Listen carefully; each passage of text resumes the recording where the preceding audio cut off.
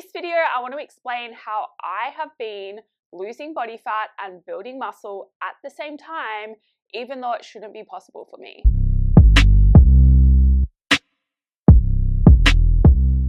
Hello, welcome back to my channel. My name is Jody and I help you change your beliefs so you can change your body, your health, and your life. If you've been following me for a while, you know that this happened to me, I think 2 years ago now. I went through body recomposition again, even though it shouldn't have been possible for me. And I've done it again. In the past 7 weeks, I have been recomping, losing body fat, building muscle at the same time. And I want to explain, first of all, how do I know this has been happening? And then secondly, how have I actually been achieving this? Now, I always say if you have potential to recomp, then you should go for it, because the process is so much easier than just straight bulking, building muscle, or being in a deficit and losing weight. Now, the best way to know if you have potential to recomp is to look at your current strength levels and compare it to these strength standards, which you can Google online. And according to these, I don't have potential to recomp, but I have been doing it anyway. And that's super fun because it's very aligned with how I am, right? Like, I like to break the rules. I like to do things differently. I like to achieve what shouldn't be possible. And I believe I can. And that is why this works for me, right? Because I have all these crazy beliefs that other people would say are not possible, not realistic. And I go and do it anyway because I do really understand the energetic aspect to all of this. And that is kind of the world I work in now. If you want extraordinary results, right? If you want different, then you have to apply that as well, because you're not going to get extraordinary at the end of the day by living in the limited logical mind. Anyway, so I have been recomping. I'm putting my photos up here so you can see that I'm not just making this up. My weight has been maintaining on 60 kilograms, 60.5 if you want to be accurate. And how I know I have been building muscle and losing body fat, first of all, I bought these jeans in Tokyo when I was there in March, and they fit perfectly when I bought them. I almost wanted to buy them in like 3 other colors, but I didn't, and I'm glad now because they don't fit. They are too loose for me now, and that's a sign of fat loss, right? Like your waist measurement's going down. I've also been getting comments from friends. Are you in a calorie deficit? Like, what are you doing? You look so much leaner. You can see fat loss in my photos. Then on the other side of things, my strength is going up.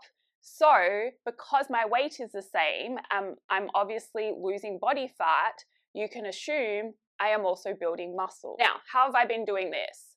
First of all, I have not been focusing on fat loss. And I always say this, whether it is your primary goal or not, it was not my primary goal at all. I was wanting to build muscle and get strong. But even if it is your primary goal, you want to focus on getting stronger, building muscle, staying as consistent as possible, and then focus on feeling better. And when you do this, if you are consistent, like very consistent, fat loss takes care of itself. And it kind of comes back to that energetic side of things, right? We always get easily what we don't care so much about. And if you are trying to lose body fat and struggling with it and focusing on how you have too much still and it won't go away, then you're coming at it from a place of lack, not from a place of desire and abundance, and seeing your progress and, you know, what you focus on expands. So then you're always going to be stuck in this state of having too much fat and not being able to get rid of it, being in that lack mentality and that victim mindset. So it's very important to do what I say, focus on the right things, especially your consistency. Now, I was being pretty consistent with my training and even with my food, but there's a big difference between being pretty consistent and actually being consistent. And some of that comes down to your intention around it, right? I was kind of just going through the motions, enjoying myself a bit more and kind of, you know, doing it, but being chill about it at the same time. That's not going to get you very far.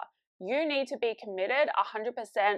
There is no backup plan. There is no anything else.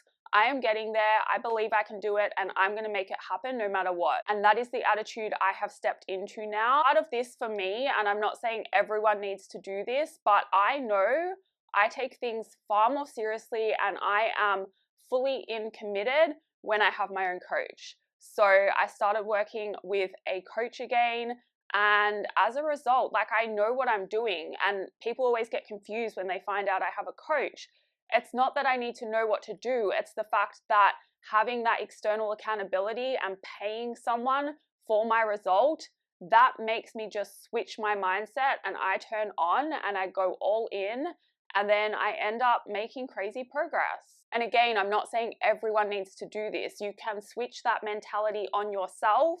I would say I'm just a bit lazy and I like to kind of put that to someone else, and then it's, I don't know, somehow it just makes me turn on and change my mindset to go all in on it. And again, you can turn it on. Like, I have clients that go through phases of life happens, things come up, and they kind of lose that all in mentality.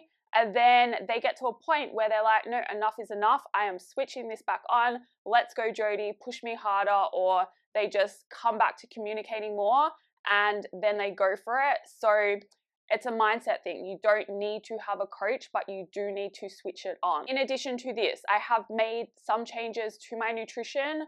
I'm eating more protein than I've ever had before. So that's kind of like a new stimulus on my body. And my training intensity, again, it's way up. I obviously had room to push it up more because I was going from a phase of kind of chilling out a bit more. Yes, I was pushing my workouts in the exercises that I liked, and then the other exercises I was just like playing around a bit more and not training as seriously as I do now. And as a result, now that I'm like fully serious again, I'm pushing myself hard when it matters and when I should be.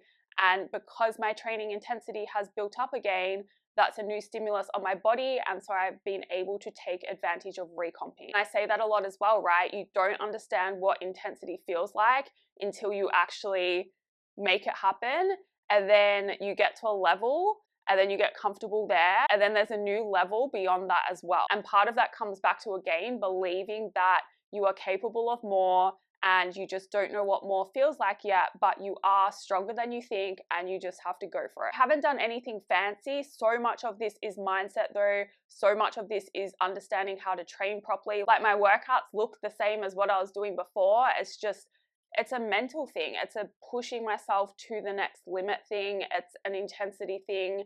And then it is the difference between being pretty consistent and kind of just tracking my food and seeing where we end up, and if I'm off some days then it doesn't really matter, to now being, no, we are hitting my macros and that is it. If I'm not hungry, I'm going to add this in anyway because I need to hit these targets, and I'm going to do it every single day. If I go out for dinner, I'm going to make it work somehow. I am staying consistent no matter what. That is all for this video. Thank you for watching. If you liked it, please like it. If you'd like to see more, please subscribe.